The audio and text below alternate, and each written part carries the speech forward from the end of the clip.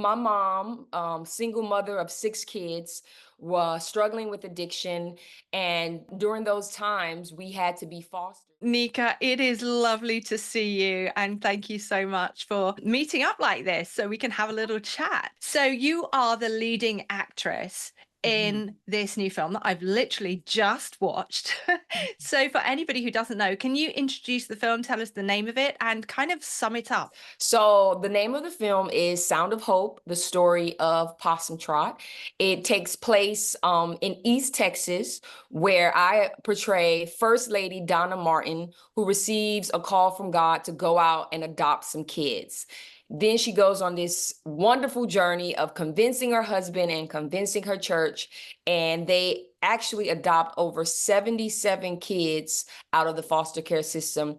And you just see the ups and downs, the good, the bad of everything that involves her taking on this big task of adopting foster kids.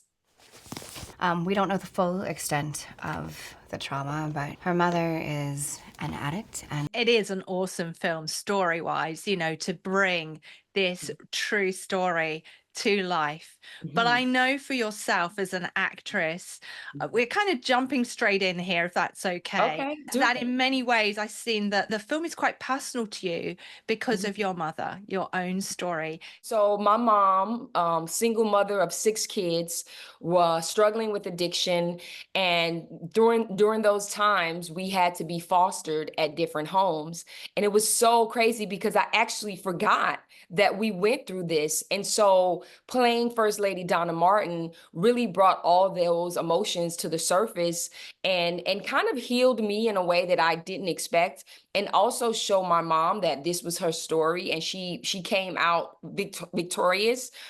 We never went into the system permanently. My mom became sober and clean, and she was able to, take her kids back and raise her kids. And I'm just reminded that, it doesn't always go that way. And God definitely has a plan in each situation. And thank God his plan was to keep us together, because now here we are, making this movie and showing the world what happens in these situations when kids are adopted and get given unconditional love. Is amazing. And I love that you've had this kind of cathartic experience, I suppose, through the movie. We can unpack that a little bit in a moment. But, what first attracted you to this film? Maybe your agent came and maybe didn't know about your background and your personal history and the story. But what was the process of you sort of coming on board to this film? Because I know they'd actually taken on somebody else, Mhm. and then there was a bit of a shift. Can you tell us about that journey? So the first, introduction to Sound of Hope was the script. And as an actor, you're lucky if you do get a chance to read the full project. And after reading it, I was just so touched. And I was crying. I called my mom and I said, "Mom, you have to read this." And she read it and she was like, "This story, it's your role, it's your role." I'm like, "Okay, well, it doesn't like work that way. Like you still got to go through steps." And of course, I wanted to play this role. I wanted to bring it to life because I felt like it was such a personal story. And after talking with Joshua, the director, and his wife Rebecca, we had a great meeting. And I thought, okay, well, this went really well. And then it kind of went away. And when it came back, they said, "We love you, but we want you to play the sister." And I was like, okay, well, whatever God has for me, I'm sure it's gonna be enough to bring that fulfillment as an actor and as a personal connection.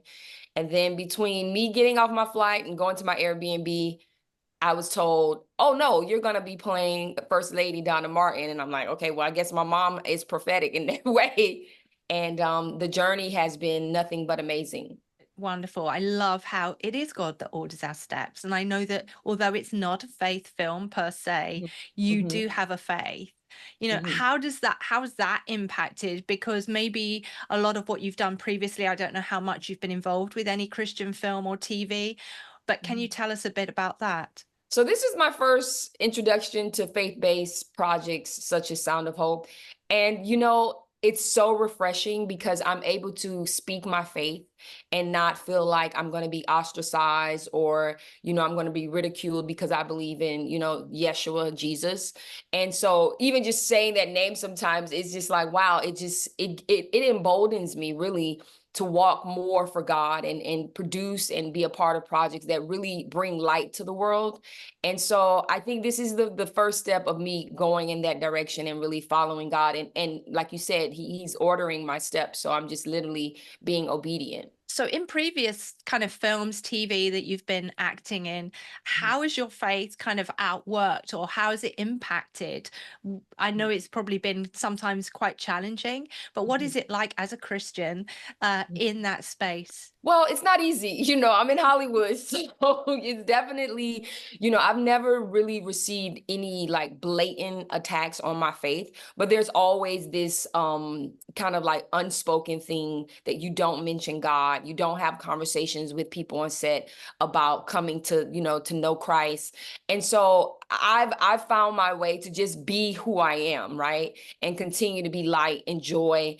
And people will ask me certain things, and then I'll engage conversations. But when I'm on projects, and this is, like I said, this is the first faith-based project I've been on ever. And so when I'm on sets that don't necessarily, doesn't necessarily like bring faith into the forefront, I'm just always praying. I'm always asking God to reveal things to me. And every day I wake up and just ask God, like, what do you want me to do with this day? I heard when I interviewed Josh and Rebecca that you had the whole church there kind of live as part of like your kind of supporting actors. That must have been amazing. But there are still challenges. Film is a challenging space to be in. There are always things to walk through. But how did you find the difference being in that faith environment? I just knew that God was like in the room, in certain scenes when we're praising God and we're doing praise and worship, and you got the organ playing and you got the drums and everybody's in the spirit, and it's like, oh, cut. It was like, I don't know, you can't cut on this. This is a move of God. So that's what the big difference is. And everybody kind of came to set knowing that this was bigger than us, right? There were no egos involved. There was no diva, behavior. Some of the kids were divas, but other than that, we let them be divas because they're kids and they're cute. They can get away with it. But no, seriously, it was just everybody was on one accord. And I think you can see in the film that chemistry and that energy that just between myself and Demetrius and myself and Deanna and the other kids. I think everybody knew that, this project was special because these people are not just characters. They're real, living, breathing human beings. I want to love like Mama did. Adoption? How we gonna do this with all we got already going on? So being in that faith space with a director who has adopted children, but perhaps not as a child in that situation, whereas you've had a much more impersonal kind of connection with the content and the themes of the film. Were there any moments where you went to the director and maybe wanted to deliver the lines or the space differently? Did you have those kind of creative things where you worked together, or was it just like, this is what you're going to do, and you just came and prayed about how to deliver it and just delivered it? Or what was the kind of creative process working together? Well, Josh was amazing because he's very even keeled. I very rarely saw him get upset. He was very calm. And so that created a calmness for me, because sometimes I can be a little anxious. And if there was something that maybe I was like, well, I don't know if she would say that. And there was moments where I said, I don't know if Susan, the social worker, would address her as Donna, as opposed to First Lady Donna Martin, right? There's this hierarchy in the church where as the pastor's wife, you're called First Lady. And I'm like, we have to remember to keep that kind of, like, I don't want to say upper echelon, but this kind of grace that First Lady Donna kind of presented. And so he was like, okay, yeah, that makes sense. And so we were able to come together on certain things like that. But for the most part, like I said, everybody was really on the same page. We really came to set knowing that, we don't want to get too ahead of the script. And we also want to honor, the stories that had some truth underneath it. And so did your kind of background and your experiences, you said that it was kind of like a process of healing. How did you embody your character, sort of bringing that experience on board as an actor? As an actor, we always go to the truth of the character. And I didn't spend a lot of time with First Lady Donna Martin. I saw videos, I read texts, we sent each other prayers and scriptures. So I really had to work on what it is that she wants. Right. What is her guttural need, and kind of push that and have that push the story forward. Of course, I was able to use situations where my mom, may have went through something, traumatic, or we went through something traumatic, being 6 kids. And it's not, you got 6 kids. It's not just one kid, being rejected by family, not having places to sleep, always moving. So that feeling of like, not belonging and abandonment and all of those things, even though she's not necessarily feeling those things in the movie, but the kids are feeling those things. So I was able to relate and empathize. And then that kind of served my character and how I move forward with the kids, with my husband, with my community and church. Nice. So what was the hardest scene, perhaps, or the hardest moment in the film for you? I think the hardest moment was the scene, and I don't know when this is going to come out. I don't know if this is going to be a spoiler alert. Some of the most difficult scenes was just dealing with the kids who were previously traumatized and having to understand, like, this actually happened to this child, and that I have to, as Nika, hold it together because I have lines, I have to hit my beats, I have to hit my marks. So I couldn't allow myself to become too enwrapped in what was really happening. And so because, acting is still a technical, creative energy and space. And so, we got to do it over and over and over again. But yeah, those sometimes I just was like, man, I just can't imagine why people would want to harm a baby or a kid, So that was tough for me. And what was it like working with the children on set? The kids were like top tier. Like they outshined all of us. Like, because kids don't have any inhibitions. They don't have any things that they're going over in their mind or they're rethinking. They're just being themselves in the sense of the character. They're not, as actors who are older, we kind of get in our head a little bit. Super talented, super sweet. I think all of the kids on the movie, you're going to see them do amazing things because each one of them had their own special personality. And that's what I love to see when the cameras are off and we're just sitting in our chairs and talking. Each one of them they all had these beautiful bright lights, I know on set there are usually embarrassing or funny or those momentous moments. Can you share any of those with us? Oh my gosh. There was one scene where we're praying and we're in a house and it's hot. There's no central air, there's no AC. And me and some of the women are praying and we're like really praying. One of the Jillian, who plays my sister, she's a prayer warrior. So she's like going in and we're like crying for real or whatever. And I just feel my wig just slipping back off my head. It's just like, it's so hot. The glue has melted on my wig. And we're just like, and I'm like telling Josh, I'm like, my wig is falling. He's like, keep going. Don't worry, I can edit around. That was so funny. But yeah, the wig was just like, okay, I'm leaving the room now. I'm going home. But it was, those moments are fun because I look at those scenes and I'm like, yeah, that's the moment.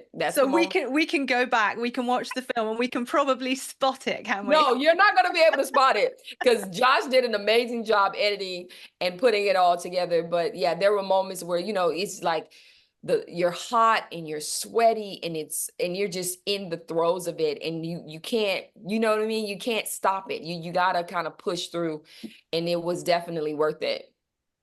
Well, I am one of those people that often look for those little continuity errors, and you see those things. You had it in your right hand, now it's in your left hand. I know, right? No, we made sure, like, okay, I'm like, okay, because I'm also a producer on it. So I wanted to make sure the wigs, the costumes, everything was true to this church, because when you go to those small Black churches, it's very specific in how they do their service and how they pray and how they baptize. So we were definitely on it. Yeah. And we would love to have been a fly on the wall, but we will get to see the film. And this Yes. film has got such a powerful story of kind of wanting to motivate the church. But what would be your hopes, you know, for anybody that comes and sees the film? My hope and my prayer is that people leave the theater feeling something that's going to push them to be active in taking care of kids. You know, I think we kind of look at it as other people's problems and not our problems.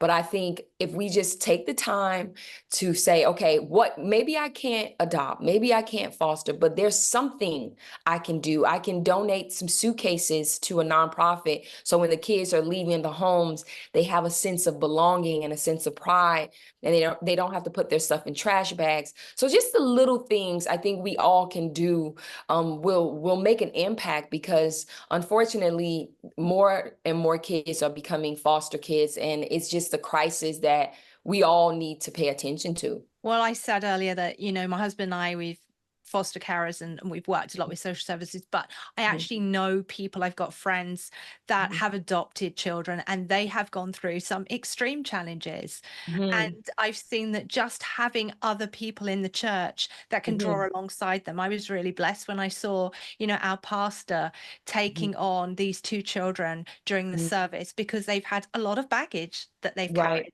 And that's been evident.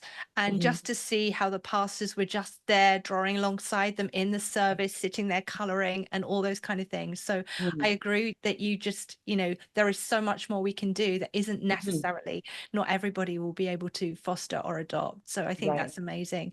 But do you have a particular scripture, an anchor or something that is like your go-to that will perhaps encourage people? Oh, yes. My favorite scripture is Philippians. I want to say it's 4:6 says, "Do not be anxious for anything, but through prayer with thanksgiving, make your requests known to God, and he will give you the peace beyond understanding." I love That's something, I have to remind myself every day, don't be anxious. God is in control and he's working it out for your good. It's always going to be for your good. I know sometimes it doesn't look like that. It doesn't feel like that, but God is working it out for your good and he's not against you, right? Because we can feel like that sometimes, especially I'm sure in situations where people are trying to help other people. And like you said, they're going through these extreme challenges and they're like, man, like I've heard God. Unfortunately, we had a few glitches with the internet, but just wanted to finish what Nika was saying at this particular point. She was talking about how sometimes those challenges come and we can think that we've misheard God, that we've got it wrong, but actually there's a bigger picture happening and God is at work in ways that perhaps we don't see or know. By the way, please subscribe if you're enjoying this. There'll be more to come. I hear that you're a bit of a comedian. Oh, Lord, here we go. And I realize you've got Tisha Williams here, just in case anybody sees that I am interviewing Nika King here. No, that's my sister. That's Tisha Williams. Now, let me just tell you, my real name is Shanika Williams. Nice. Right? Yes. So Shanika. my stage name is Nika King. You know, it's definitely it has a better ring to it, you know. So don't tell my mom I said that, but you know, because she's like, I named you Shanika. That's your name. I'm like, Mom, I need a resume friendly name. Okay. I need Nika King. So yes. So this is my computer and you're speaking to Nika King. And you are Nika King, who's a bit of a Yes. comedian. Now, I don't know too much, so you can tell us, but I did hear that you joked about having lack of 6 months rent. Oh my and that was a God. bit of a viral That's thing it. that people took seriously. Oh my gosh. I'm just like, okay, I'm in a club. I have a mic. I'm doing stand-up. I've been doing stand-up for over 20 years. I absolutely love it. And it was a joke. Now that was maybe 6 months ago. Now it's real. Now I actually do need rent money. So, you know, so if you know, hey, if you guys want to start a GoFundMe for me, go ahead. Nika King. Just I won't be embarrassed. Believe me, rent's gotta be paid. Gotta do what I gotta do. So in the last couple of minutes, what would you be if you were not an actress and you were not a comedian? I think I would probably be a teacher. Yeah, Or I taught high school for 2 years and I absolutely loved it. It just I really couldn't pay my rent on a teacher salary. I was a But teacher for 10 years. oh my, amongst and other I things. always say, God bless teachers because you guys, I mean, they do they do the real work with really pouring into kids. And so I think I would be a teacher of some sort. Wow, it's been wonderful to get to know you a little bit, Nika. Hold And on, to- before we get Okay. off, I wanted to make I wasn't being rude by going into my phone. I wanted to make sure that I got the scripture right. It's Philippians 4:6. Yes. So no, everybody else has gone and looked at the other one, but yeah. Yeah, but read that one too, and then come back to this one. Well, we love to finish it on the bit of faith, Yes. knowing that God has got the journey. And do we know what's next for Nika? Oh, what's next? You know, I'm working on my hour special. I'm gonna just go ahead and do it. I've been procrastinating, and so I said this year I'm doing my stand-up special. If I have to produce it myself, I got to get these jokes out of my system, and that way I can say, okay, I did it. So that's my goal for the next 6 months, working on my special. So we'll be looking out for that. And Yes. Sound of Hope, the story Yes. of Possum Trot. You gotta go back. Possom Go back. Trot. Look, you like possum, something with a P. Yeah, something yeah. with a P. It's because I keep imagining that animal in my mind, and it Yes, just I know. I know. It's an interesting it's an interesting name, and it's an interesting, lovely place. So yes, The Sound of Hope, the story of Possum Trot, October 11th. God bless.